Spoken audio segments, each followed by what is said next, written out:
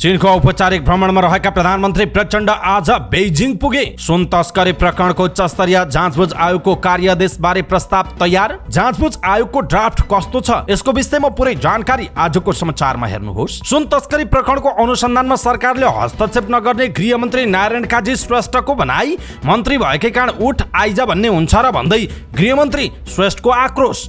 सुन तस्करीमा सत्तारूढ दलका नेताहरूको गहिरो अनुसन्धान नभएको राष्ट्रिय स्वतन्त्र पार्टीका सभापति रवि लामिछानेको आरोप। सुन तस्करीमा मुछेका सत्तारूढ नेतालाई सुनपानी छर्कन खोज्नु भएको हो भन्दै रवि लामिछानेले सोधे। गृहमन्त्री श्रेष्ठलाई प्रश्न। टोप बहादुर रायमाझीले माओवादी छोडेकाले प्रतिशोध लियो। सुन तस्करी गर्ने माओवादीलाई उन्मुक्ति छ भन्दै एमाले अध्यक्ष केपी शर्मा ओलीको भनाई। हेलिकप्टरमा फोटो खिचेकै आधारमा दोषी हुने भए मसँग दिनमा 100 मान्छेले फोटो खिच्छन् भन्दै टोप बहादुर रायमाझीवाले ओलीको टिप्पणी। अख्तियार सम्बन्धी विधेयकका केही प्रावधान प्रति कानून न्याय तथा संसदीय मामिला मन्त्री धनराज गुरुङको असन्तुष्टि। राजनीति प्रति नकारात्मक प्रवृत्ति हावी रहेको सञ्चार तथा सूचना प्रविधि मन्त्री रेखा शर्माको धारणा। मुलुकमा भ्रष्टाचार नियन्त्रणका लागि बाध्यकारी कानून निर्माण गर्नुपर्ने सञ्चार मन्त्री शर्माको जिकिर। नेपाली कांग्रेसको केन्द्रीय समितिको बैठकमा हिन्दू राष्ट्रको पक्षमा उभिन केन्द्रीय सदस्य भीम पराजुलीको प्रस्ताव। गृहमन्त्रीले कांग्रेसलाई छानी छानी दुःख दिएको दावी। कांग्रेस बैठकमा नेता प्रदीप पौडेलले भने गठबन्धन जोगाएर सरकारमा बस्नु मात्रै उपलब्धि होइन। कांग्रेस बैठकमा विनोद चौधरीको गुनासो। केही गर्न खोज्ने सक्षम अनुभवीलाई कन्फ्लिक्ट अफ इन्ट्रेस्टका नाममा पाखा लगाइन्छ। कांग्रेसले अबको 10 वर्षमा देश विकासको स्पष्ट खाका केन्द्रीय समितिमा ल्याउनु पर्ने विनोद चौधरीको माग। म मुख्यमन्त्री छु तर चाहेर पनि धेरै गर्न सक्ने अवस्था छैन भन्दै गण्डकी प्रदेशका मुख्यमन्त्री सुरेन्द्र पाण्डेको भनाई। 3 कानून बन्दैन भने प्रदेशको औचित्य छैन भन्दै सुरेन्द्र पाण्डेको चेतावनी। स्वास्थ्य मन्त्री मोहन बहादुर बस्नेतले मागे स्वास्थ्य बीमा बोर्डका कार्यकारी निर्देशकसँग 11 बुँदे स्पष्टीकरण। नेपाली सेनाका सहायक रथी एम बहादुर अधिकारीको म्याद थप गरिएको प्रति नेकपा एमालेका सांसद रघुजी पन्तको आपत्ति। सन्दीप लामिछाने विरुद्धको बलात्कारको मुद्दाको सुनवाई आज पनि स्थगित। वाहत शिक्षकहरूले सडक आन्दोलनलाई आज पनि दिए निरन्तरता। यीसँग वार्ता गर्न काठमाडौँका मेयर बालेन शाहलाई कांग्रेस महामन्त्री गगन थापाको आग्रह। इन्डो पेसिफिक सैनिक सम्मेलनमा भाग लिन प्रधान सेनापति प्रभुराम शर्मा भारत प्रस्थान। बागलुङको काला पैरा खोलामा आएको बाढीले मध्य पहाडी लोकमार्ग अवरुद्ध। भारतमा बेचिएका 2 किशोरीको गरियो उद्धार। सिमरौनगढको भ्रष्टाचार प्रकरणमा उपसचिव विश्वराज मरासेनी विरुद्ध मुद्दा दायर। अरनीको यातायातले 10 करोड खर्चिएको बस पार्क सञ्चालनमा काठमाडौँ महानगरपालिका तगारो बन्दै प्रदेश सरकार गुहार्ने तयारी। 10 अगाडि सञ्चालनको तयारी। 34 वर्ष अघि छिमेकीको हत्या गरी भागेका एक व्यक्ति प्रहरीको फन्दामा परे। काठमाडौँका सतुङ्गल र चवेलमा आग लागि 1 करोड रुपैयाँ बराबरको धनमाल नष्ट। धनुषाको बिगही खोलामा खनिएको खाल्डोमा परेर एक बालकको ज्यान गयो। चितवनको बैकुण्ठे तालमा डुबेर एकजनाको मृत्यु। पल र दीपिकालाई लिएर दिवाकरले नीलगिरी हिमालबाट थाले मायावीको छायाङ्कन। शेयर बजार नेप्सेमा देखियो दोहोरो अङ्कको गिरावट। 3 कम्पनीको शेयर मूल्य 10% बढ्यो। कुन कम्पनीले धेरै कमाए कुन कम्पनीले गुमाए यसको विषयमा पुरै जानकारी। बैंकहरूले कर्जा प्रवाह नगरेर अर्थतन्त्र चलायमान नभएको भन्न नमिल्ने नेपाल राष्ट्र बैंकका गभर्नर महाप्रसाद अधिकारीको टिप्पणी। भदौ महिनामा 2 खर्ब 33 अर्ब व्यापार घाटा। आयात र निर्यात दुवैमा ह्रास आयो। युक्रेनको गोलान हाइट्स र डोनबास क्षेत्रबारे अमेरिकाले दोहोरो चरित्र देखाएको रुसका विदेश मन्त्री सर्गेई लाभारोभको आरोप। माल्टामा अन्तर्राष्ट्रिय एयर शो जारी। आज सकिँदै पोर्क खाएको भिडियो टिकटकमा हाल्ने हिन्दू महिलालाई इन्डोनेसियामा 2 वर्ष जेल 21 लाख जरिवाना। फेसबुकमा आयो नयाँ फिचर। अब एउटै अकाउन्टबाट 4 वटा प्रोफाइल बनाउन सकिने। एसियन गेम्सका लागि चीन जाने नेपाली राष्ट्रिय क्रिकेट टोलीको विदाई। एसियाडमा मेडल जित्ने लक्ष्य रहेको राष्ट्रिय टिमका कप्तान रोहित पौडेलको भनाई। क्रिकेट खेलाडीको पुरस्कार अझै आएन तर पनि आशावादी छौं भन्दै कप्तान पौडेलको दावी। र 19औं एसियाडमा चीनले जित्यो पहिलो स्वर्ण।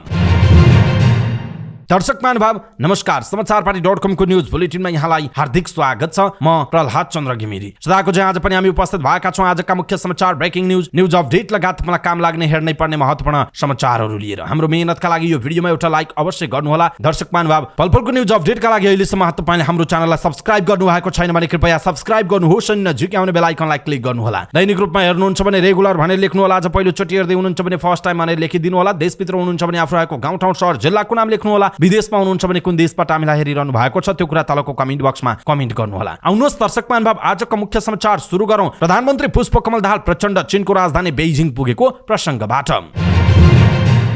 चीनको औपचारिक भ्रमणमा रहनुभएका प्रधानमन्त्री पुष्पकमल दाहाल प्रचण्ड बेइजिङ पुग्नु भएको छ। चीनको औपचारिक भ्रमणका लागि शनिबार हङझाउ पुग्नुभएका प्रधानमन्त्री प्रचण्ड स्थानीय समयअनुसार बिहान 11 बजे बेइजिङ पुग्नु भएको हो। प्रधानमन्त्री प्रचण्डले आज बेइजिङमा हुने नेपाल चीन बिजनेस समिटलाई सम्बोधन गर्नुहुनेछ। चीन स्थित नेपाली दूतावासको समन्वय तथा नेपाल उद्योग वाणिज्य महासंघ र चिनिया उद्योगी व्यवसायीहरूको संस्था CCPITले सम्मेलनको आयोजना गरेका छन्। उक्त लगानी सम्मेलनमा नेपाल र चीनका 100 भन्दा बढी उद्योगी व्यवसायी सहभागी भएका थिए। सम्मेलनका क्रममा नेपाल र चीन बीच लगानीका क्षेत्र पहिचान गर्नुका साथै नेपालमा लगानी प्रवर्धनका विषयमा आवश्यक छलफल हुने बताइएको छ। चीनका लागि नेपाली राजदूत विष्णुपुकार श्रेष्ठले प्रधानमन्त्री प्रचण्ड र चीन भ्रमणमा रहेको नेपाली प्रतिनिधि मण्डलको सम्मानमा आज बेइजिङमा रात्रिभोजको आयोजना गरेको जनाइएको छ। दर्शक महानुभाव, आर्थिक विकासको हिसाबले अत्यन्त अगाडि बढिरहेको चीन सामु नेपालले कस्ता खालका प्रस्ताव गर्नुपर्छ र नेपालले कस्तो खालको फाइदा लिन सक्छ, प्रधानमन्त्री प्रचण्ड चीन भ्रमणमा गएका बेला कस्तो खालको कुराहरू गर्नुपर्छ जस्तो तपाईँलाई लाग्छ, आफ्नो कुरा तलको कमेन्ट बक्समा कमेन्ट गर्नुहोला।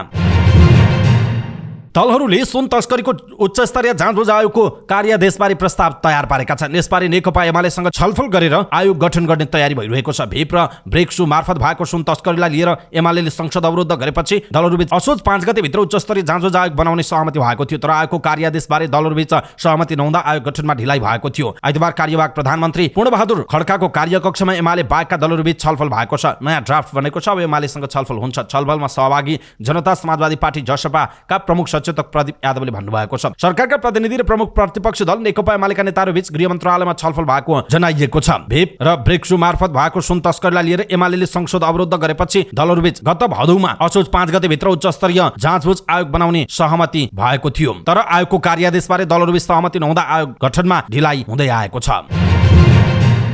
गृहमन्त्री नारायण काजी श्रेष्ठले सुन तस्करी प्रकरणको अनुसन्धानमा सरकारले कुनै पनि प्रकारको हस्तक्षेप नगर्ने बताउनु भएको छ। प्रतिनिधि सभा अन्तर्गतको राज्य व्यवस्था तथा सुशासन समितिको बैठकमा एक सांसदले सुन तस्करी प्रकरणको अनुसन्धानप्रति आशंका व्यक्त गर्दै मन्त्रीको जवाफ माग गरेपछि मन्त्री श्रेष्ठले यस्तो बताउनुभयो। उहाँले सिआइबीलाई स्वतन्त्रतापूर्वक अनुसन्धान गर्न आफूले निर्देशन दिएको भन्दै उहाँले अनुसन्धानमा कुनै प्रकारको हस्तक्षेप नभएको स्पष्ट पार्नु भएको हो। उहाँले तथ्य प्रमाणको आधारमा अनुसन्धानलाई व्यवस्थित ढङ्गले निष्कर्षमा पुर्याउन प्रहरीलाई कडा निर्देशन दिएको उल्लेख गर्नुभयो। उहाँले सुन तस्करी प्रकरणको अनुसन्धान खुल्ला रहेको भन्दै आगामी दिनमा पनि हस्तक्षेप बेगर अगाडि बढ्ने बताउनु भएको छ। सिआइबीलाई आफ्नो सम्पूर्ण स्वतन्त्रता सहित आफ्नो सम्पूर्ण कार्यक्षमता प्रदर्शन गर्न र गहिराईमा पुग्न गृह प्रशासनको तर्फबाट मैले बारम्बार निर्देशन दिएको छु। बरु अनुरोध नै गरेको छु। कतिपय कस्तो हुँदो रहेछ भने यताबाट देख्दाखेरि राजनैतिक तवरबाट पनि कमजोरी गरियो कि भने जस्तो लाग्छ। हामीलाई के लाग्छ भने कतिपय त प्रधानमन्त्रीले बाहिरै भनिदिनु भयो, होइन राजनैतिक नेतृत्वलाई फसाउन खोजेको त होइन, यत्रो आउँदाखेरि पनि नगर्ने प्रहरी प्रशासन भने जस्तो कुरो पनि यहाँ चर्चा चल्यो। दृढतापूर्वक हामीले भनेका छौँ तपाईँहरू जहाँसम्म जानुपर्छ जानुहोस्, तर तथ्य प्रमाणले जे देख्नुहुन्छ त्यहाँसम्म जानुहोस् भनेका छौँ उहाँको भनाइ छ। अहिले पनि हामी त्यसमा दृढ छौँ। सिआइबीले अनुसन्धान खुल्ला पनि राखेको छ। कतिपय हामीलाई पनि अलि पहिले नै स्टेप चालेको भए हुन्थ्यो कि भन्ने पनि राजनैतिक नेतृत्वलाई लाग्दै पनि सिआइबीले आफ्नो प्रक्रिया अन्तर्गत अगाडि बढाउने सन्दर्भमा व्यावसायिक रूपमा केही कुरा भनिराखेको छ। त्यो आफ्नो ठाउँमा छ। तर म दृढतापूर्वक भन्न चाहन्छु सिआइबीमा वा कुनै पनि प्रहरी संरचनालाई संयन्त्रलाई अनुसन्धान गर्ने क्रममा कुनै पनि हस्तक्षेप गरिँदैन। बरु तथ्य प्रमाणको आधारमा अनुसन्धानलाई व्यवस्थित ढङ्गले निष्कर्षमा पुग्ने अगाडि बढाऊ भनेर हामीले कडा निर्देशन दिएका छौँ। त्यसै अनुसारको घटनाक्रम अगाडि बढ्छ आइन्दा पनि उहाँको भनाइरहेको छ। यसैबीच गृहमन्त्री श्रेष्ठले सर्लाही घटनालाई सरकारले गम्भीरतापूर्वक लिएको बताउनुभयो। सर्लाहीको मङ्गलवा वडा नम्बर 3 मा गणेशको मूर्ति सेलाउने क्रममा हिन्दू युवाहरूमाथि सांघातिक हमला भएको थियो। देशको समस्या समाधान गर्न आफूले जिल्ला प्रहरी प्रमुख र प्रमुख जिल्ला अधिकारीसँग कुरा गरेको उल्लेख गर्दै आवश्यक परेमा 1-2 दिनमै नयाँ निर्णय लिने बताउनुभयो। उहाँले प्रहरी संयन्त्रको कमजोरी हुन नदिने पनि बताउनु भएको छ। श्रेष्ठले आफूलाई अकस्मात रूपमा समितिको बैठकमा बोलाइएको भन्दै असन्तुष्टि पनि व्यक्त गर्नुभयो। मन्त्री श्रेष्ठलाई बोलाउने समिति बैठकको कार्यसूची नभए पनि सांसदहरूले मन्त्री श्रेष्ठलाई बनाउन माग गरेपछि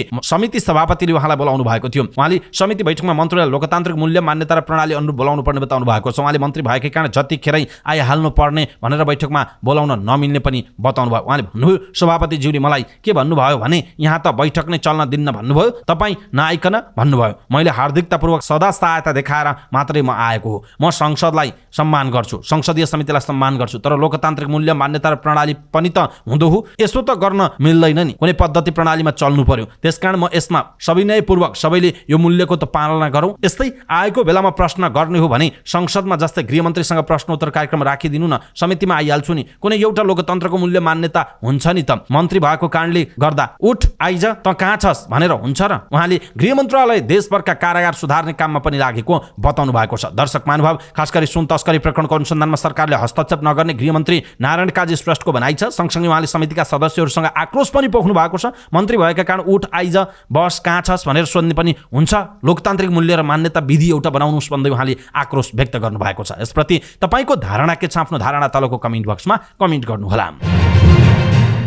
राष्ट्रिय स्वतन्त्र पार्टीका सभापति तथा सांसद रवि लामिछानेले सुन तस्करी प्रकरणमा सत्तारूढ दलका मानिसहरूमाथि गहिरो अनुसन्धान नभएको बताउनु भएको छ। प्रतिनिधि सभा अन्तर्गतको राज्य व्यवस्था तथा सुशासन समितिको बैठकमा बोल्दै सभापति लामिछानेले सुन तस्करी प्रकरणमा सत्तारूढ दलका मानिसहरूमाथि गहिरो अनुसन्धान नभएको बताउनु भएको हो। उहाँले अनुसन्धान हेर्दा भद्दा मजाक जस्तो देखिएको बताउनु भयो। उहाँले सरकारले गर्ने अनुसन्धान बम होला भन्ने अपेक्षा आफूहरूले गरेको भए पनि सलाइको काँटी जति पनि नपड्किएको भन्दै टिप्पणी गर्नुभयो। उहाँले शङ्काको घेरामा रहेका व्यक्तिहरू मोबाइल फर्मेट गरेर प्रहरीकोमा पुगेको भन्दै उहाँले प्रहरी अनुसन्धानमा राजनीतिक हस्तक्षेप भएको हो कि भन्ने आशंका पनि व्यक्त गर्नुभयो। उहाँले भन्नुभयो जुन आशा र अपेक्षाका साथ अनुसन्धान दिइयो त्यो अनुसन्धानका कुराहरू हेर्दाखेरि भद्दा मजाक जस्तो भएर गयो। आज देखिएका मान्छेहरूले मैले त्यतिखेरै भनेको थिएँ कि जब 3 दिनपछि अनुसन्धानमा पुग्यो त्यो समय किन दिइएको, संदिग्ध मान्छेहरूलाई भाग्ने समय दिइयो कि मोबाइल फर्मेट गर्ने समय दिइयो कि के गरिएको भन्ने थियो। मलाई दुःख लागेको छ। सत्तारूढ दलका नेताहरूको नाम आउने बित्तिकै जुन ढङ्गले त्यो अनुसन्धानमा त बम होला भन्ने सोचेको थिएँ त्यो त पटक्का पनि भएन। सलाइको काँटे जति पनि पड्किएन, किनभने जति पनि नामहरू आए उनीहरूले आफूले प्रयोग गर्ने फोन दिएनन्, अर्को फोन दिए भन्ने कुरा सार्वजनिक भएको छ। प्रहरी केही गिर्न चाहन्छ, राजनीतिक हस्तक्षेप भयो कि भन्ने कुनै मिडिया ट्रायल गरेर सूचना लिक गर्ने बाध्यतामा पुगेको छ। त्यो कन्फिडेन्स गृहमन्त्री ज्यूले प्रहरीलाई किन दिन नसक्नु भएको हो कि अथवा पार्टीभित्रको दबाब तपाईँले थेक्न नसक्नु भएको यो स्पष्ट पार्नुभयो। अनुसन्धानले सुनपानी छर्कने काम भएको महसुस भएको छ। जति पनि सत्तारूढ दलका मानिसहरूको नाम आएको छ ती नामहरूमा गहिरोसँग अनुसन्धान नै भएन। सिआइबीको क्षमतामा मलाई अहिले पनि प्रश्न छैन। मलाई शङ्का राजनीतिक दल र नेताहरूले दबाब दिए कि प्रभावमा पारे कि भन्ने लागेको छ। कयौँ अनुसन्धान अपुरो भयो। अपुरो अनुसन्धान भएपछि अदालतले गर्ने आदेश आलोचित हुन्छ उहाँको भनाइ छ। सभापति लामिछानेले सुन तस्करी प्रकरणका केही शङ्कास्पद व्यक्तिलाई अनुसन्धानले सुनपानी छर्कने काम गरेको आरोप लगाउनु भयो। उहाँले अनुसन्धान अपुरो भएको भन्दा अपुरो अनुसन्धान हुँदा अदालतले गर्ने न्याय निरूपण पनि आलोचित हुन सक्ने बताउनु भएको छ। दर्शक महानुभाव, सुन तस्करी प्रकरणमा सत्तारूढ दलका नेताहरूको गहिरो अनुसन्धान भएन भन्दै सुन तस्करीमा मुछिएका सत्तारूढ दलका नेतालाई सुनपानी छर्कन खोज्नु भएको हो भन्दै गृहमन्त्री नारायण काजी श्रेष्ठलाई पूर्व गृहमन्त्री रवि लामिछाने एवं राष्ट्रिय स्वतन्त्र पार्टीका सभापति रवि लामिछानेले जुन कुरा भन्नुभएको छ यसप्रति तपाईँको धारणा के छ? आफ्नो कुरा तलको कमेन्ट बक्समा कमेन्ट गर्नुहोला। नेकपा एमालेका अध्यक्ष केपी शर्मा ओलीले नक्कली भुटानी शरणार्थी प्रकरणमा सरकारले टोप बहादुर रायमाझीलाई प्रतिशोध साँधेको भन्दै अदालतको फैसला आओस् भनेर आफूले केही नबोलेको प्रतिक्रिया दिनुभएको छ। प्राइम टाइम टेलिभिजनमा ऋषि धमलालाई दिएको एउटा अन्तर्वार्तामा अध्यक्ष ओलीले माओवादी पार्टी छोडेर एमालेमा लागेको प्रतिशोध रायमाझीमाथि प्रचण्ड र नारायण काजी श्रेष्ठले लिएको बताउनुभयो। ओलीले अदालतमा मुद्दा दर्ता भएकाले पार्टीले सचिवबाट निलम्बन गरेर सफाईका लागि मौका दिएको भन्दै सरकार आफ्ना मान्छेलाई जतिसुकै अपराध र तस्करी गरे पनि जोगाउने र सरकारको विरोध गर्नेलाई फसाउने काममा खुलेआम लागेको बताउनु भएको छ। ओलीले भन्नुभयो टोप बहादुर रायमाझीको दोष के हो? हेलिकप्टरमा फोटो खिच्दैमा दोषी हुन्छ? त्यसो हो भने त मसँग दिनमा 100 देखि 200 जनाले फोटो खिच्छन्। कार्यक्रममा फोटो खिच्छन्। फोटो खिच्ने मान्छेले गोदान गर्यो भने त्यसको पुण्य मैले पाउने हो? उसले बदमासी गरे म दोषी हुन्छु? यो त टोप बहादुर रायमाझीले हिजो पार्टी छाडेकाले प्रतिशोध लिन गरिएको, नत्र 9.5 किलो सुन प्रकरणमा 254 पटक फोन गर्नेलाई बयान समेत नलिने सरकारले फोटो खिचेको आधारमा थुन्ने? सरकारको आलोचना गरेका कारण कांग्रेसको सांसद सुनिल शर्मालाई थुन्ने सरकारले क्विन्टल सुन बोक्ने माओवादी नेताहरूलाई बयान समेत लिएन उहाँको भनाइ छ। ओलीले अदालतमा गइसकेको विषय भएकाले मात्र रायमाझीबारे आफूले मौनता राखेको बताउनु भएको छ। दर्शक महानुभाव, केपी शर्मा ओलीको यो भनाइप्रति तपाईँको धारणा के छ? कृपया एउटा कमेन्ट तलको कमेन्ट बक्समा कमेन्ट गर्नुहोला।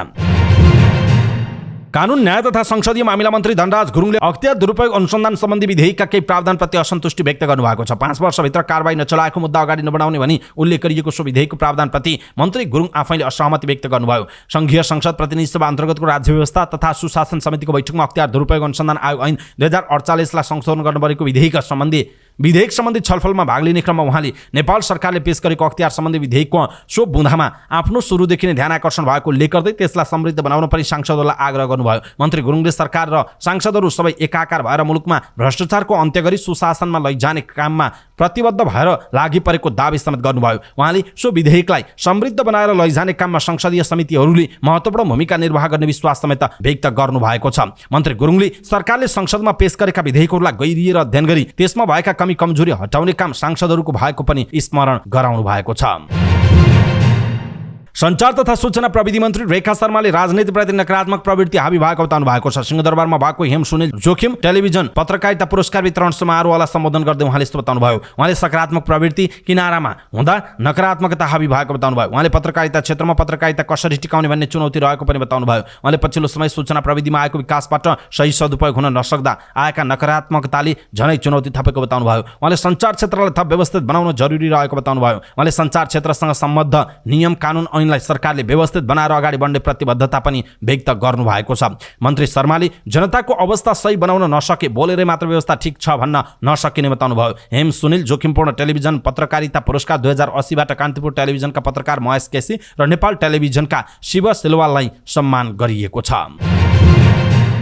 सञ्चार तथा सूचना प्रविधि मन्त्री रेखा शर्माले मुलुकमा भ्रष्टाचार नियन्त्रणका लागि बाध्यकारी कानुन निर्माण गर्न सांसदहरूलाई आग्रह गर्नुभएको छ। संघीय संसद प्रतिनिधि सभा अन्तर्गतको राज्य व्यवस्था तथा सुशासन समितिको बैठकमा अख्तियार दुरुपयोग अनुसन्धान आयोग ऐन 2048लाई संशोधन गर्न बनेको विधेयक सम्बन्धी छलफलमा भाग लिने क्रममा उहाँले सो कुरा बताउनु भएको हो। मन्त्री शर्माले सरकारले अख्तियार दुरुपयोग अनुसन्धान आयोगले नै भ्रष्टाचार उन्मूलन गरिदिन्छ भनेर नसोचेको समेत बताउनु भयो। उहाँले सो आयोगले भ्रष्टाचारका काण्डहरू खोजिदिने कारबाहीका लागि सरकारलाई सिफारिस गरिदिने उल्लेख गर्दै त्यसलाई नियन्त्रण गर्ने काम सरकारकै भएको स्पष्ट पार्नुभयो। मन्त्री शर्माले राम्रो कानुन निर्माण गर्ने र भ्रष्टाचार नियन्त्रण गर्ने काममा राज्य व्यवस्था तथा सुशासन समितिले महत्त्वपूर्ण योगदान पुर्याउने विश्वास समेत व्यक्त गर्नुभएको छ। शर्माले सो विधेयक राष्ट्रिय सभाले पारित गरेकाले त्यसले निकालेका निष्कर्षहरूलाई पनि संसदीय समितिले ध्यान दिनुपर्ने आवश्यकता समेत औल्याउनु भएको छ। नेपाली कांग्रेसको केन्द्रीय समितिको बैठकमा नेता भीम पराजुलीले हिन्दू राष्ट्रको पक्षमा उभिन प्रस्ताव गर्नुभएको छ।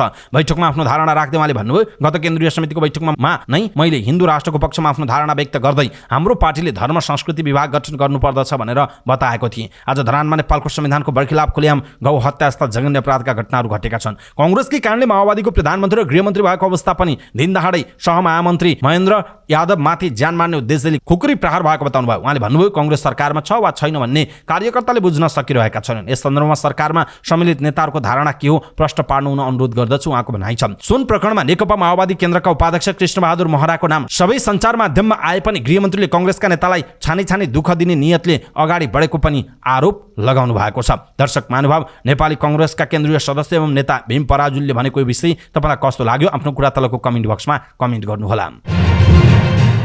नेपाली कांग्रेसका नेता प्रदीप पौडेलले गठबन्धन जोगाएर सरकारमा पार्टी जानुलाई नै उपलब्धि मान्न नसकिने बताउनु भएको छ। केन्द्रीय समितिको बैठकमा बोल्दै पार्टीबाट सरकारमा गएका मन्त्रीहरूको कामप्रति उहाँले असन्तुष्टि जनाउनु भयो। उहाँले पार्टी बैठकको निर्णय प्रेस विज्ञप्तिमा सीमित राख्न पार्टी नेतृत्वलाई आग्रह गर्नुभयो। उहाँले भन्नुभयो, बैठकको निर्णय प्रधानमन्त्री कहाँ लगेर यो काम गर भनेर भन्न सक्नु पर्यो। गठबन्धन जोगाउनु मात्र राम्रो उपलब्धि होइन, गठबन्धनमा गरेर सरकारमा गएपछि पार्टीलाई लोकप्रिय बनाउने गरी काम गर्न सक्नु पर्यो। हाम्रा साथीहरू सरकारमा हुनुहुन्छ, कसैले राम्रो काम गरे मैले भाषण गर्न पाइनँ, त्यसैले सरकारमा बस्न मात्र उपलब्धि होइन, सरकारमा बसेर पार्टीलाई लोकप्रिय काम गर्न सक्नुपर्छ, उहाँको भनाइरहेको छ। जारी केन्द्रीय कार्य समितिको बैठकमा आफ्नो धारणा राख्ने क्रममा नेपाली कांग्रेसका केन्द्रीय सदस्य तथा प्रतिनिधि सभा सदस्य विनोद चौधरीले पार्टीले देश विकासको स्पष्ट खाका तयार गर्नुपर्नेमा जोड दिनुभयो। चौधरीले राजनीतिक विषयले मात्र मुलुक बन्न नसक्ने दाबी गर्दै पार्टीले आगामी 10 वर्षको विकासको खाका सार्वजनिक गर्नुपर्ने बताउनुभयो। चौधरीको बैठकमा प्रश्न थियो, यो पार्टीको अबको 10 वर्षको देश विकासको दृष्टिकोण के हो? हाम्रो विकासको खाका कस्तो हुने हो? त्यसको कुनै आधिकारिक दस्तावेज पार्टीको केन्द्रीय समितिबाट पारित भएको जानकारी मलाई छैन। देशभित्र र देश बाहिर रहेका नेपालीहरूलाई हामीलाई हेरिरहेका छन्। यो पार्टीले राजनीतिको कुरा मात्रै गर्छ कि विकासको कुरा पनि गर्छ? देश बाहिर जान बाध्य भएका नेपालीलाई देशमै फर्काउने स्पष्ट रोडम्याप बनाउनु पर्दैन, उहाँको प्रश्न छ। उहाँले पार्टीको केन्द्रीय समितिको बैठकमा विकास र आर्थिक एजेन्डामा छलफल गर्नुपर्नेमा माग गर्नुभयो। चौधरीले अर्को बैठक अर्थतन्त्रको एजेन्डामा केन्द्रित हुनुपर्ने समेत बताउनु भयो। उहाँले भन्नुभयो, विकास निर्माणका कामहरू ठप्प भएका छन्, उद्योग धन्दाहरू ठप्प छन्। उद्यमीको मर्म हामीले बुझ्न नसक्ने हो भने, नेपाल बाहिर रहेका युवाहरूलाई पार्टीसँग जोड्न नसक्ने हो भने आगामी दिन झनै कठिन हुने देखिन्छ। म आग्रह गर्न चाहन्छु कि फराकिलो दृष्टिकोणले यो पार्टीलाई पुनर्निर्माण गर्ने तरिकाले आउने केन्द्रीय समितिको बैठकले आर्थिक विकासका मुद्दा, नेपाल बाहिर रहेका नेपालीलाई स्वदेश फर्काउने मुद्दालाई, रोजगारको वातावरण सृजना गर्ने मुद्दामा छलफल हुनुपर्छ, उहाँको भनाइ छ। उहाँले पार्टीमा सङ्घर्ष गरेका जेलनेल भोगेका नेताहरू सँगसँगै मुलुकलाई योगदान दिन सक्ने क्षमतावान व्यक्तिहरूलाई पनि अवसर दिनुपर्ने धारणा व्यक्त गर्नुभयो। अबको निर्वाचनमा 20 लाख मतदाता थपिने भन्दै चौधरीले सर्वोच्च अदालतको निर्देशन अनुसार प्रवासमा रहेका नेपालीलाई पनि समेट्दा यो संख्या झण्डै 50 लाख हुने भएकाले नयाँ सोच बोकेको कांग्रेस आवश्यक रहेको बताउनुभयो। उद्योगपति समेत रहनुभएका नेता चौधरीले केही गर्न खोज्ने सक्षम अनुभवी र विज्ञलाई कन्फ्लिक्ट अफ इन्ट्रेस्टका नाममा पाखा लगाइदिने गरेकोमा असन्तुष्टि समेत व्यक्त गर्नुभयो। उहाँले भन्नुभयो, जीवनभर राजनीति गर्ने मान्छेलाई मात्र विकास गर्न सक्छ भन्ने दृष्टिकोणलाई अगाडि ल्याइन्छ।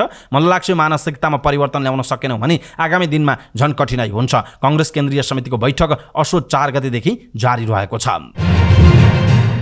गण्डकी प्रदेशका मुख्यमन्त्री सुरेन्द्र राज पाण्डेले प्रदेश संरचनाबारे पार्टीको धारणा के हो भनेर प्रश्न गर्नुभएको छ। कांग्रेसको केन्द्रीय समितिमा आफ्नो धारणा राख्दै उहाँले कांग्रेसले संविधानमा उल्लेख भएर मात्रै संघीयतालाई आत्मसात गरेको हो वा यसलाई लागू गर्ने दृढ इच्छाशक्ति पनि छ भनेर उहाँले प्रश्न गर्नुभयो। संघीयताका विषयमा प्रश्न उठिरहेका छन्। अब कांग्रेस योबारे प्रश्न हुनुपर्छ भन्ने मलाई लाग्छ। मुख्यमन्त्री पाण्डेले प्रश्न गर्नुभयो, संघीयता हामीले संविधानमा लेखेका कारण आत्मसात गरेका हौं वा हाम्रो यो चाहना पनि हो? यसलाई लागू गर्ने हाम्रो दृढ इच्छाशक्ति छ कि छैन? संघीय प्रदेशले स्थानीय गरी 3 तहको संरचना रहेकोमा अहिले पहिलो प्रहार प्रदेश संरचनामाथि भइरहेको कांग्रेस केन्द्रीय सदस्य पाण्डेले बताउनुभयो। संविधानमा कल्पना गरे अनुसारको कानुन संघीय सरकारले नबनाउँदा प्रदेश सरकारले चाहेर पनि काम गर्न नसक्ने अवस्था रहेको उहाँले बताउनुभयो। म मुख्यमन्त्री छु, मैले चाहेर पनि गर्न सक्ने अवस्था धेरै छैन। संविधानमा जे कल्पना गर्यौं त्यो अनुसार कानुन बनाउन सकेनौं, बनाउने रुचि पनि देखाएका छैनौं उहाँले भन्नुभयो। मुख्यमन्त्री पाण्डेले 3वटा कानुन बन्दैन भने प्रदेश सरकारको औचित्य नहुने दावी गर्नुभयो। एउटा, प्रदेश समायोजन सम्बन्धी व्यवहारमा लागू गरिएन भने, दोस्रो संघीय निजामती ऐन व्यवहारमा ल्याइएन भनेर, तेस्रो जग्गा प्राप्तिको अधिकार प्रदेश सरकारले प्राप्त गर्न सक्दैन भने प्रदेश सरकारले हामीले कल्पना गरे जस्तो काम गर्न सक्ने अवस्था रहँदैन उहाँको भनाइरहेको छ। उहाँले भन्नुभयो, केही खानेपानीका योजना सञ्चालन गर्ने, बाटो 2-4 किलोमिटर बनाउने, त्यसले मात्र चाहना अनुसार आवश्यकता अनुसार गर्न सक्ने देखिँदैन उहाँको भनाइ छ। कांग्रेसले यो केन्द्रीय समिति बैठकबाट प्रदेश संरचना बलियो बनाउन संविधानमा लेखिए अनुसार कानुन निर्माण र संशोधन यथाशीघ्र गर्न पहल गर्ने निर्णय गर्नुपर्ने मुख्यमन्त्री पाण्डेले बताउनु भएको छ। स्वास्थ्य तथा जनसङ्ख्या मन्त्री मोहन बहादुर बस्नेतले स्वास्थ्य बीमा बोर्डका कार्यकारी निर्देशक डाक्टर दामोदर बसौलालाई पदीय जिम्मेवारी वहन नगरेको भन्दै 3 दिनको म्याद दिएर 11 मुदे स्पष्टीकरण सोध्नु भएको छ। असोज 4 मा स्वास्थ्य मन्त्रालयले बसौलालाई मन्त्रीस्तरीय निर्णय भन्दै 3 दिनभित्र स्पष्टीकरण पेश गर्न आग्रह गरेको जनाइएको छ। बसौलाले स्वास्थ्य बीमा ऐन 2074 दफा 24 अनुसार काम कर्तव्य र अधिकारहरू जिम्मेवारीका साथ सम्पादन नगरेको आरोप मन्त्रालयले लगाएको छ। स्वास्थ्य मन्त्री बस्नेतको सचिवालयका अनुसार बसौलालाई स्वास्थ्य बीमाद्वारा पूर्व भुक्तानीको माध्यमबाट बिमितको आर्थिक जोखिम न्यूनीकरण गरी जीवन रक्षा गर्नुपर्ने जस्तो अति संवेदनशील विषयमा गैर जिम्मेवारी पूर्वक प्रत्यक्ष रूपमा संलग्न भएको पाइएकाले तपाईलाई स्वास्थ्य बीमा ऐन 2074 को दफा 25 को उपदफा 2 बमोजिम पदबाट किन नहटाउने भनी स्पष्टीकरण माग गरिएको छ। उहाँलाई हटाउनु पर्ने कुनै कारण नभई 3 दिनभित्र सफाई पेश गर्न आग्रह गरिएको जनाइएको छ। यस्तै बोर्ड तथा मातहतका कार्यालयको लेखा परीक्षण समयमै नगराएर बिमितको रकम एकिन नभएको, बोर्डको स्वीकृति दरबन्दी भित्रका पदपूर्ति, रिक्त तथा अन्य अवस्थाको विवरण मन्त्रालयमा उपलब्ध नगराएको, बोर्डको अनुरोधमा मन्त्रालयबाट कामकाजमा गएका कर्मचारीलाई कानुन बमोजिम बुझ बुझारतको समय समेत नदिई रमना दिएको तथा मन्त्रालयका जिम्मेवार अधिकारीको निर्णयको अवज्ञा गरेको आरोप पनि बसौलामाथि लगाइएको जनाइएको छ।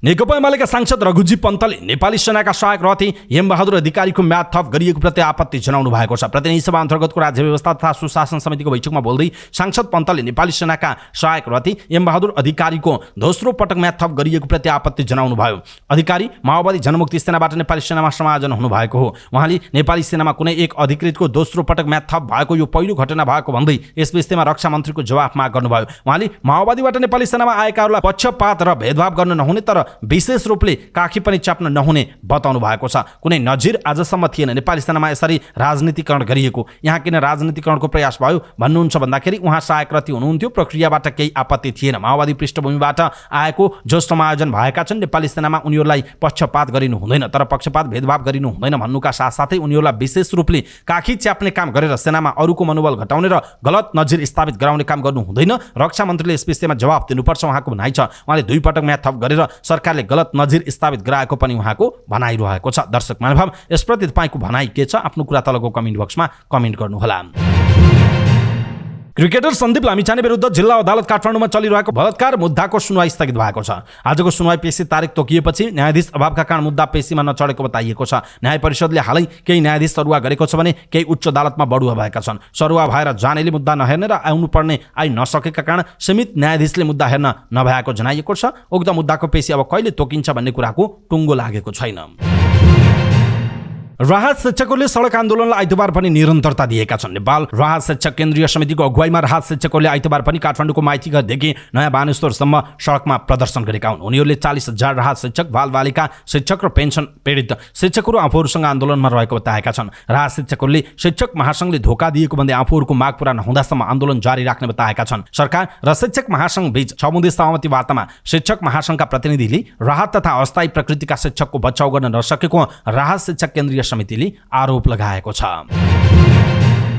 नेपाली कांग्रेसका महामन्त्री गगन थापाले राष्ट्रिय सभागृह बाहिर लगातार 6औं दिनसम्म उभिएर ध्यानाकर्षण गराइरहेका अभियन्ता यीसँग वार्ता गर्न काठमाडौँ महानगरपालिकाका मेयर बालेन शाहलाई आग्रह गर्नुभएको छ। आफूले यस विषयमा बालेनसँग भेटेर कुरा गर्न कोसिस गरिरहेको पनि थापाले बताउनुभयो। फेसबुक मार्फत उहाँले लोकतन्त्रमा सबैका आवाज सुन्नुपर्ने र शान्तिपूर्ण रूपमा उठाइएका विषयलाई त अझ महत्त्वका साथ सुन्नुपर्ने बताउनु भएको छ। यी लगायतका अभियन्ताहरूले फुटपाथ व्यवसायको उचित व्यवस्थापनको माग राख्दै 6 दिनदेखि काठमाडौँ महानगरपालिकाको कार्यालय राष्ट्रिय सभागृह अगाडि लगातार उभिएर शान्तिपूर्ण आन्दोलन गरिरहेका छन्। थापाले सहरको आवागमनलाई असर नपर्ने गरी फुटपाथ व्यवसायीहरूको व्यवस्थापन गर्न सकिने बताउनुभयो। उहाँले यस विषयमा यी लगायतका अभियन्तासँग वार्ता पनि गर्न आग्रह गर्नुभएको छ। सँगै बसेर कुरा गरिसकेपछि एकअर्काको मत दृष्टिकोण सुनेपछि बुझेपछि एउटा उपाय निस्कन्छ नै। त्यसकारण मेरो आग्रह छ, निर्वाचित सरकारसँग जवाफदेहिता खोजिरहनु भएका अभियन्ता साथीहरू र महानगर बीच शीघ्र संवादको वातावरण बनोस्, महामन्त्री थापाले लेख्नु भएको छ।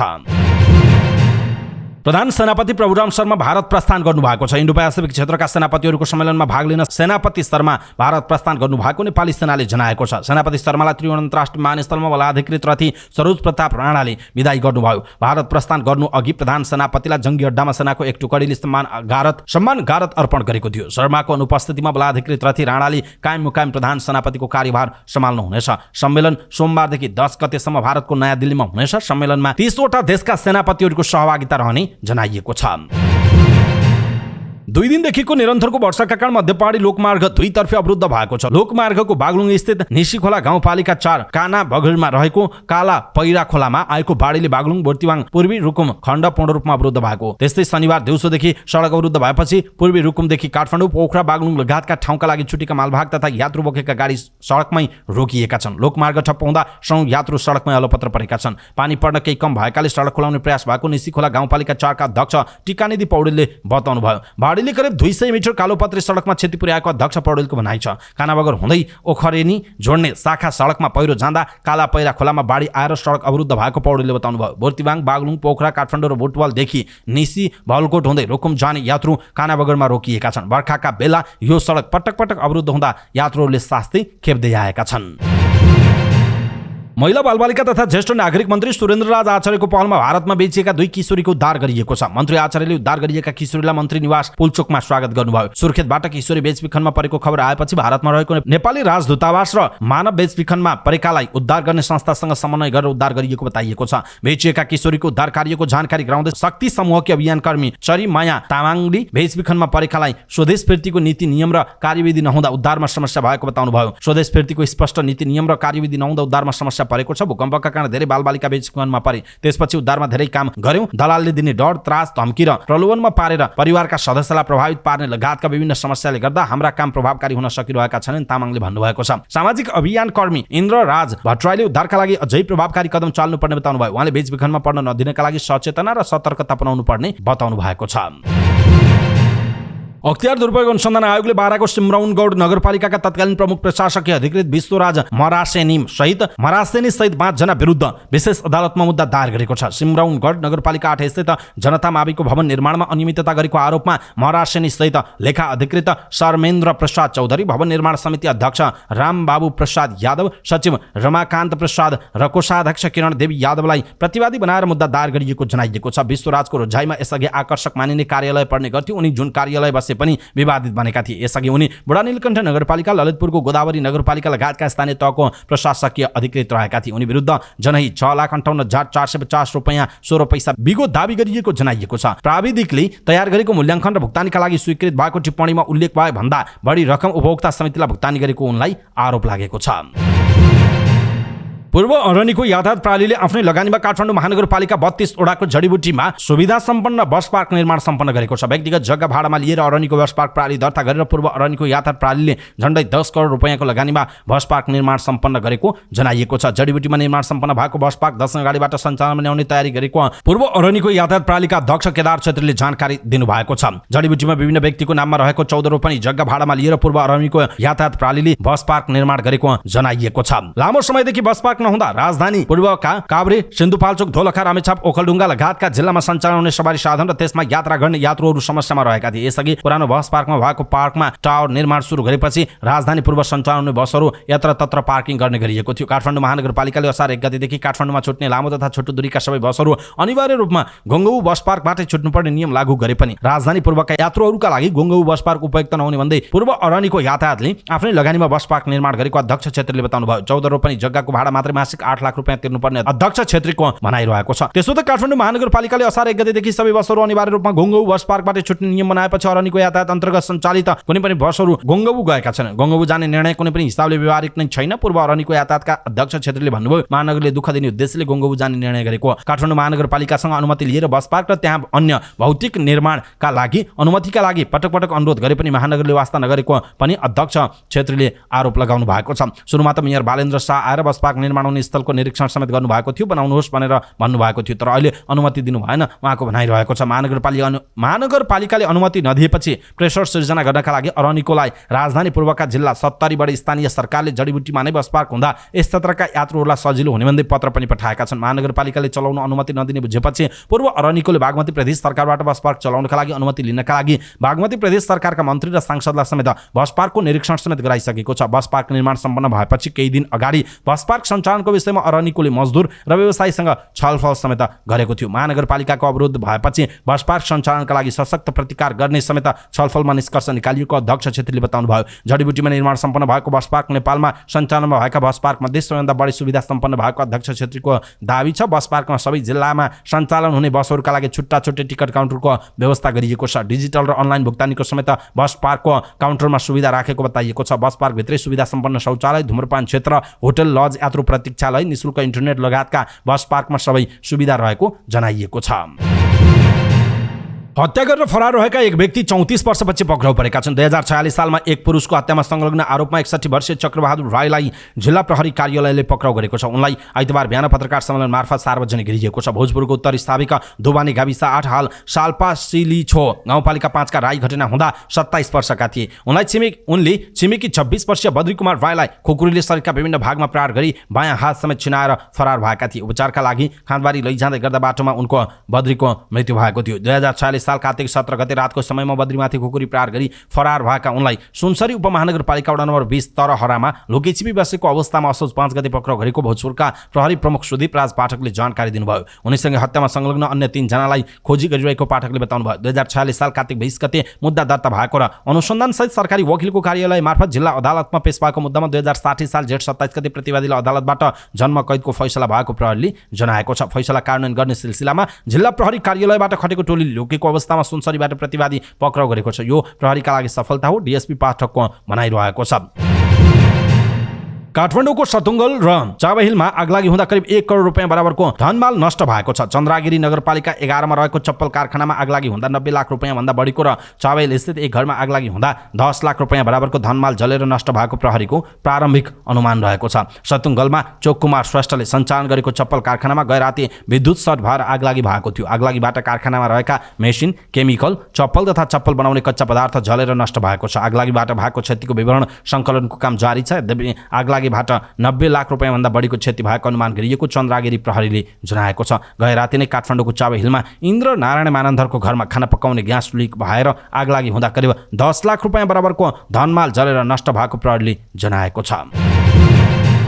धनुषाको बिगही खोलामा खनिएको खाल्डोमा जमेको पानीमा डुबेर एक बालकको ज्यान गएको छ। ज्यान गुमाउनेमा धनुषाको बटेश्वर गाउँपालिका 1 धुमासन टोलका विनोद महतोका 11 वर्षीय छोरा धीरज कुमार महतो रहेको बताइएको छ। शनिबार दिउँसो साथीहरूसँगै बिगही खोलामा खेल्न गएका थिए। त्यहाँ ढुङ्गा गिटी उत्खनन गर्नका लागि खनिएको खाल्डोमा जमेको पानीमा उनीहरू नुहाउन खोजेका थिए। त्यही बेला चिप्लिएर खाल्डोमा खसेका उनी लामो समयसम्म बाहिर ननिस्किएपछि सँगै गएका उनका साथीहरूले स्थानीयलाई बोलाएका थिए। स्थानीयले खाल्डोबाट बाहिर निकालेर उपचारका लागि प्रादेशिक अस्पताल जनकपुरमा पुर्याए पनि डाक्टरले उनलाई मृत घोषणा गरेका थिए। बटेश्वर गाउँपालिकाको कार्यालयले 3 वर्ष अघि सो खोलाबाट ढुङ्गा गिटी उत्खनन गर्न ठेक्का लगाएको थियो। पछि ठेक्का रद्द गरिए पनि ठेकेदारले लोकेचोरी डोजर लगाएर उत्खनन जारी राखेका थिए। त्यही क्रममा खोलामा खनिएको ठुलो खाल्डोमा पानी जमेको छ। सोही खाल्डोमा परेर बटेश्वर गाउँपालिका 1 का धीरज कुमार महतोको ज्यान गएको बताइएको छ। घटनाबारे थप अनुसन्धान भइरहेको जिल्ला प्रहरी कार्यालय धनुषाले जनाएको छ। चितवनको माडी नगरपालिकामा रहेको बैकुण्ठे तालमा नुहाउने क्रममा डुबेर एकजनाको ज्यान गएको छ। ज्यान गुमाउनेमा भरतपुर महानगरपालिका स्थित नेपाल एसबीआई बैंकमा कार्यरत 35 वर्षीय विजय तिमिल सिन्हा रहेको बताइएको छ। जिल्ला प्रहरी कार्यालय चितवनका प्रहरी नायब उपरीक्षक विजय राज पण्डितका अनुसार शनिबार दिउँसो साथीहरूसँग घुम्न गएका तिमिल सिन्हा नुहाउने क्रममा डुबेका थिए। दिउँसो नुहाउने क्रममा बेपत्ता भएका उनको शव साँझ मात्र भेटिएको थियो। अभिनेता पल शाहको कमब्याक फिल्म मायावीको छायाङ्कन सुरु भएको छ मुस्ताङबाट। मुस्ताङको नीलगिरी हिमाल क्षेत्रबाट सुरु भएको छायाङ्कन नेपाल र भारतका विभिन्न क्षेत्रमा 35 दिनसम्म चल्ने बताइएको छ। 1 वर्ष लामो हिरासत बसाइपछि रिहा भएका पलको यो पहिलो औपचारिक फिल्म छायाङ्कन हुने बताइएको छ। निर्देशक दिवाकर भट्टराईले नीलगिरी आसपासमा पलसहित देविका प्रसाई र समीम खान फिचर्ड गीतको सुटिङ गर्दै छायाङ्कन सुरु भएको बताउनु भएको छ। रिहा भएपछि पनि पललाई फिल्ममा कमब्याक गर्न मुस्किल भइरहेको थियो। दिनेश राउतसँग उहाँले फिल्मबारे पनि छलफल गर्नुभएको थियो, तर राउतसँग पलले गर्ने फिल्म तत्काल नबन्ने बुझिएको छ। नीलगिरीमा खिचेपछि मायावीको बाँकी 90% छायाङ्कन पोखरा र भारतमा गर्ने योजना छ। फिल्ममा करिश्मा श्रेष्ठ, प्रशान्त ताम्राकार, सुशील सिरतौला लगायतको समेत अभिनय हुने जनाइएको छ। फिल्ममा चन्द्र पन्तर र राज कटुवाल निर्माताको रूपमा जोडिनु भएको छ। यी दुई निर्मातासँग अन्य प्रोजेक्टमा पनि सहकार्यको तयारी भएको निर्देशक भट्टराईले जानकारी दिनुभयो। शेयर बजारमा दोहोरो अङ्कको गिरावट भएको छ। साताको पहिलो कारोबारको दिन आइतबार बजार परिसूचक नेप्से 19.42 अङ्कले गिरावट भएर 2010.35 को बिन्दुमा बन्द भएको छ। नेपाल राष्ट्र बैंक मार्जिन प्रकृतिको शेयर धितो कर्जाको 12 करोडको सीमा पुनरावलोकन गर्ने भएपछि गत बिहीबार 44 अङ्कले वृद्धि भएको शेयर नेप्से आइतबार भने दोहोरो अङ्कको गिरावट भएको छ। लगातार 3 कारोबारको दिन बढेर गत बिहीबार 2029.78 को बिन्दुमा बन्द भएको नेप्से आइतबार 0.95% गिरावट भएको हो। उक्त सीमा पुनरावलोकन गरी परिपत्र जारी हुन बाँकी रहेको नेप्सेमा बिहीबारको वृद्धि नभएको बजारका जानकारवालाहरू बताउँछन्। उक्त सीमा पुनरावलोकन हुँदा बजारलाई ठूलो प्रभाव नपरे पनि शेयर लगानीकर्तामा मनोवैज्ञानिक प्रभाव पर्ने र त्यसले लगानीकर्ताको मनोबल बढ्ने बजारका जानकारवालाहरू बताउँछन्। आइतबार नेप्सेमा लघुवित्त बाहेकका सबै उपसूचकमा गिरावट देखिएको छ। लघुवित्त उपसूचक 0.99% वृद्धि हुँदा वित्त कम्पनी उपसूचक सर्वाधिक 1.98% गिरावट भएको छ। त्यस्तै व्यापार र हाइड्रो पावर उपसूचक 1.81% गिरावट हुँदा होटल तथा पर्यटन उपसूचक 1.65% गिरावट भएको छ। नेप्सेसँग आइतबार कारोबार रकम पनि घटेको छ। गत बिहीबार 3 अर्ब नाघेको कारोबार रकम आइतबार 2 अर्ब 32 करोड 69 लाखको कारोबार भएको छ। आइतबार माछापुच्छ्रे बैंकको सर्वाधिक 13 करोड 25 लाखको शेयर कारोबार भएको छ। लाभांश बुक गर्ने अन्तिम कारोबारको दिन भएकाले बैंकको शेयर कारोबारमा चाप देखिएको छ। त्यस्तै सन नेपाल लाइफ इन्स्योरेन्सको 9 करोड 74 लाख र शिवम सिमेन्टको 9 करोड 13 लाख रुपैयाँको शेयर कारोबार भएको छ। आइतबार नेप्सेमा कुल 231 सूचीकृत कम्पनीको शेयर कारोबार भएकोमा 166 कम्पनीको शेयर मूल्यमा गिरावट भएको छ। त्यस्तै 62 कम्पनीको शेयर मूल्य वृद्धि हुँदा 3 कम्पनीको स्थिर रहेको छ। आइतबार कारोबार भएका मध्ये स्वरोजगार लघुवित्त, हिमालयन लघुवित्त र एसियन हाइड्रो पावर कम्पनीको शेयर मूल्य 10% बढेर सकारात्मक सर्किट मूल्यमा बन्द भएको छ। त्यस्तै 3 स्टार हाइड्रो पावरको शेयर मूल्य 9.73% बढेको छ। शुभम पावर कम्पनीको शेयर मूल्य 10% घटेर नकारात्मक सर्किट मूल्यमा बन्द हुँदा नबिल ब्यालेन्स फन्ड 2 को इकाइ मूल्य 5.45% र मायाखोला हाइड्रो पावरको शेयर मूल्य 5.37% गिरावट भएको जनाइएको छ। नेपाल राष्ट्र बैंकका गभर्नर महाप्रसाद अधिकारीले बैंकहरूले कर्जा प्रवाह नगरेकाले मुलुकको अर्थतन्त्र चलायमान हुन नसकेको भन्न नमिल्ने बताउनु भएको छ। त्रिभुवन विश्वविद्यालय अन्तर्गत केन्द्रीय अर्थशास्त्र विभागले आयोजना गरेको अन्तर्राष्ट्रिय सम्मेलनमा बोल्दै उहाँले यस्तो बताउनु भयो। गभर्नर अधिकारीले बैंकहरूको कर्जा प्रवाह मुलुकको जीडीपी भन्दा धेरै हुँदा पनि कर्जा प्रवाह नभएर अर्थतन्त्र चलायमान हुन नसकेको भन्ने गरिएको बताउनु भयो। उहाँले बैंकहरूले कर्जा प्रवाह नगरी अर्थतन्त्र चलायमान हुन नसकेको भन्ने कुरा गलत भएको बताउनु भयो। उहाँले अर्थतन्त्र चलायमान हुँदा मात्रै बैंकहरूले कर्जा दिने बताउनु भएको छ। उहाँले बैंकहरूले कर्जा दिएर मात्र अर्थतन्त्र चलायमान हुने भन्ने भ्रममा बस्न नहुने बताउनु भयो। उहाँले नेपाल राष्ट्र बैंकले सार्वजनिक गर्ने आर्थिक तथ्याङ्कहरू चुनौती दिने प्रचलन रहेको बताउनु भएको छ। उहाँले नेपालको अर्थतन्त्रका धेरै प्यारामिटरहरूमा चुनौती रहेको बताउनु भयो। उहाँले नेपालको अर्थतन्त्रमा धेरै मनी सप्लाई भएको वर्ष थोरै मूल्यवृद्धि भएको उदाहरणहरू समेत रहेको बताउनु भयो। गभर्नर अधिकारीले पछिल्लो समय विश्वका केन्द्रीय बैंकहरूले अर्थतन्त्रलाई स्थायित्व दिन र मूल्यवृद्धि नियन्त्रणका लागि नीतिगत रूपमा कडाइका साथ उभिएको बताउनु भयो। उहाँले मुलुकको मूल्यवृद्धि नियन्त्रणमा राष्ट्र बैंकहरूको पनि महत्त्वपूर्ण भूमिका हुने गरेको बताउनु भयो। उहाँले केन्द्रीय बैंकले लिने नीतिको प्रभाव मूल्य वृद्धिमा पर्ने पनि बताउनु भएको छ। चालू आर्थिक वर्ष 2080-81 को दोस्रो महिना भदौमा मात्र व्यापार घाटा 2 खर्ब 33 अर्ब 30 करोड 28 लाख 65 हजार रुपैयाँ पुगेको छ। आइतबार भन्सार विभागले सार्वजनिक गरेको तथ्याङ्क अनुसार चालू आर्थिक वर्षको भदौ महिनामा 2 खर्ब 33 अर्ब 30 करोड 28 लाख 65 हजार रुपैयाँ व्यापार घाटा भएको छ। जबकि गत आर्थिक वर्षको सोही अवधिमा भने 2 खर्ब 44 अर्ब 91 करोड 92 लाख 15 हजार रुपैयाँ व्यापार घाटा रहेको थियो। त्यस्तै आर्थिक वर्षको दोस्रो महिनामा आयात र निर्यात दुवैमा ह्रास आएको छ। भदौ महिनामा आयात 5.06% र निर्यात 7.79% ले घटेको छ। 2 खर्ब 59 अर्ब 74 करोड 98 लाख 98 हजार रुपैयाँको आयात भएको छ, जहाँ एक महिनामा 2 खर्ब 59 अर्ब 74 करोड 98 लाख 98 हजार रुपैयाँको आयात भएको छ भने 26 अर्ब 44 करोड 70 लाख 33 हजार रुपैयाँको निर्यात भएको जनाइएको छ।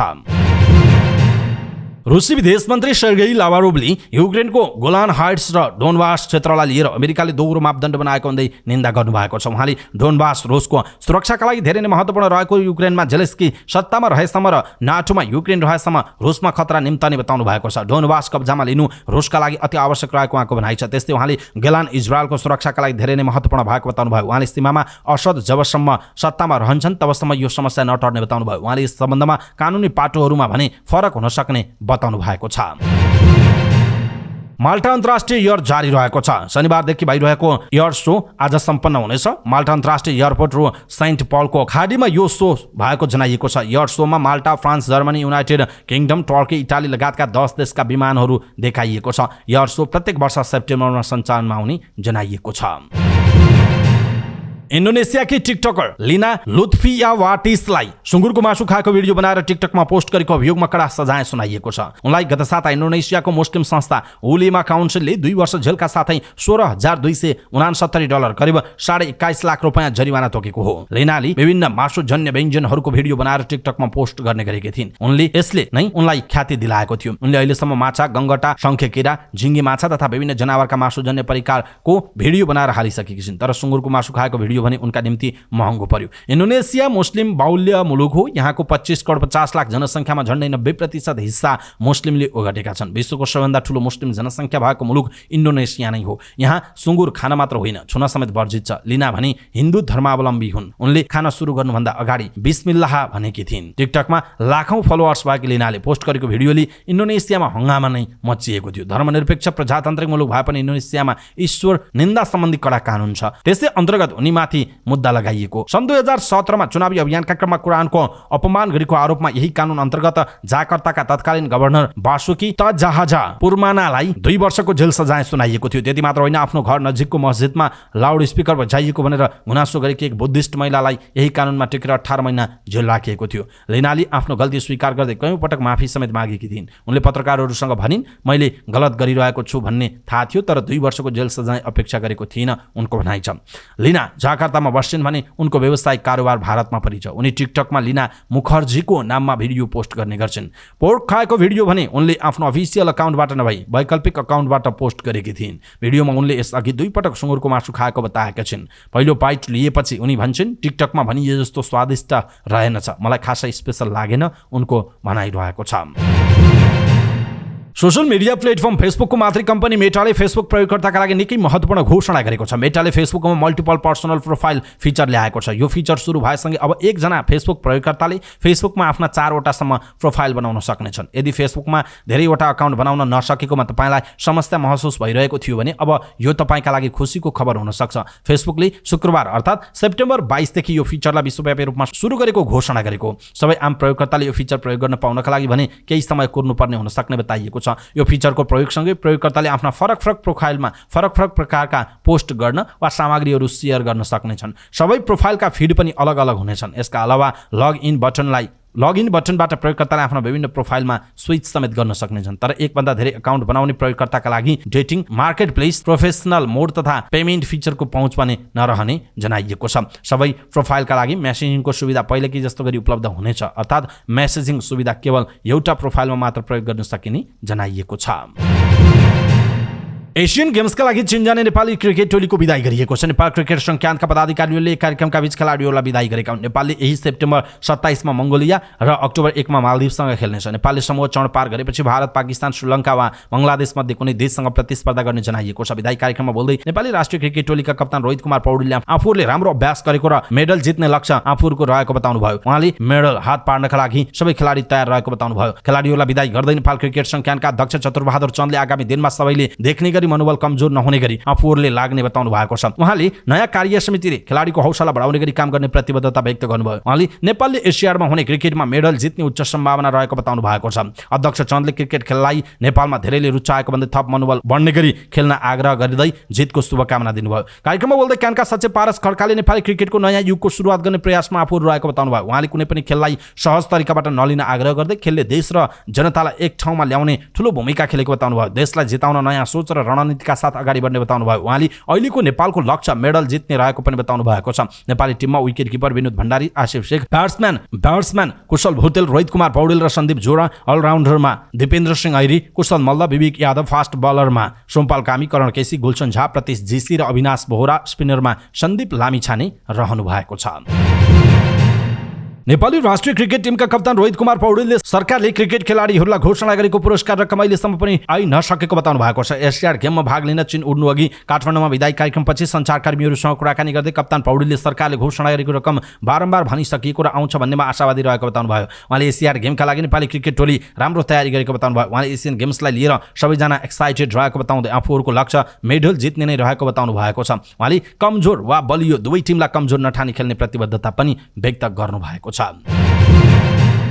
19औं एसियाडमा आयोजक चीनले पहिलो स्वर्ण जितेको छ। चीनले आइतबार रोबिङमा पहिलो स्वर्ण जितेको हो। फुयाङ वाटर स्पोर्ट्स सेन्टरमा भएको रोबिङ अन्तर्गत महिला डबल्स लाइट वेटमा चीनका जोउ जियाकी र क्वी जिउपिङको जोडीले स्वर्ण जितेको बताइएको छ। चीनिया जोडीले 6.78 सेकेन्ड टाइमिङ निकालेका थिए। रजत जितेका उज्बेक जोडी लुइजाखोन स्लोमोभा र मालिका तगमाटुभाको जोडी 10 सेकेन्डले पछि परेको जनाइएको छ। यसमा इन्डोनेसियाले काँस्य पदक जितेको छ। आइतबार आयोजक चीनले 11 स्वर्ण जितिसकेको छ। हङकङ चाइनाले पनि 1 स्वर्ण जितेको छ। आइतबार बिहान नेपाली खेलाडीहरूको प्रदर्शन पनि राम्रो हुन सकेन। तेक्वान्डो, जुडो, ई स्पोर्ट्स सुटिङमा बिहानी सत्रमा नेपाली खेलाडीहरू पराजित भएको जनाइएको छ।